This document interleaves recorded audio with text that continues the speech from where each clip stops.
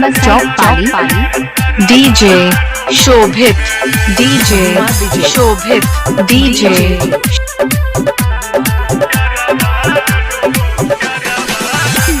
DJ शोभित, शोभित, DJ शोभित, DJ DJ लागल रहुआस जान गे तोरले विश्वास जान गे तू ही छेला खास जान गे दिल के हमारा पास जान गे लोरा बास अखिया धोबोगे अंगना के बीच तोहर मरबा शोभो दुआरा पर यारा बहरोगे अंगना के बीच तोहर मरबा शोभो दुआरा पर यारा बहरोगे।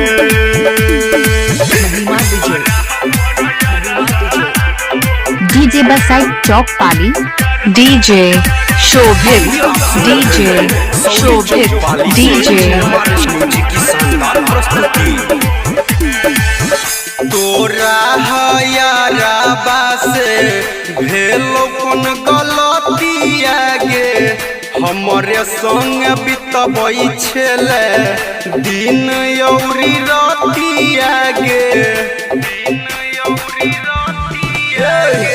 गाजा भांग पी के मतल रहबो पागल दीवाना छियोगे तू दीवानी छेले हमर तो वीडियो कॉल पर चुमा दियोगे कौन कसूर में तोरा खोबोगे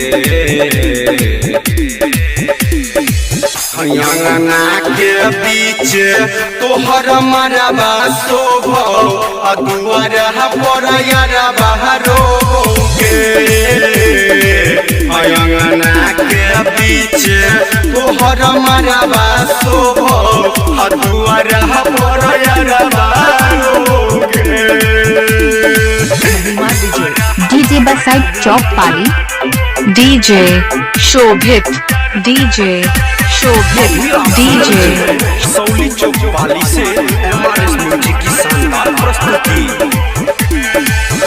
साथ नहीं छोड़ भीगे खोइन रही क्रिया कसम कौन सहर मोती मारल को भेल धोखेबाज सनम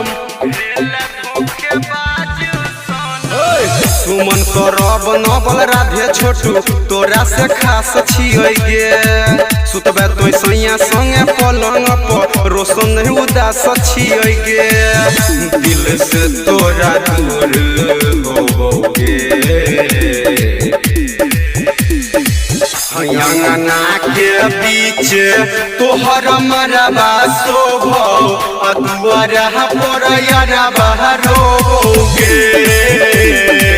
अंगना के बीच तोहर मरबा शोभो दुआरा पर यारा बहरोगे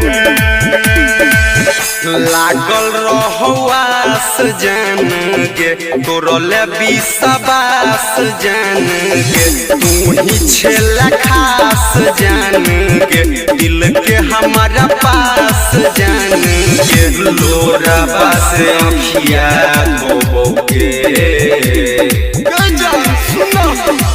अंगना के बीच तोहर मरबा शोभो दुआरा पर यारा बहरोगे अंगना के बीच तोहर मरबा शोभो दुआरा पर यारा बहरोगे। Mobile number 8287319014।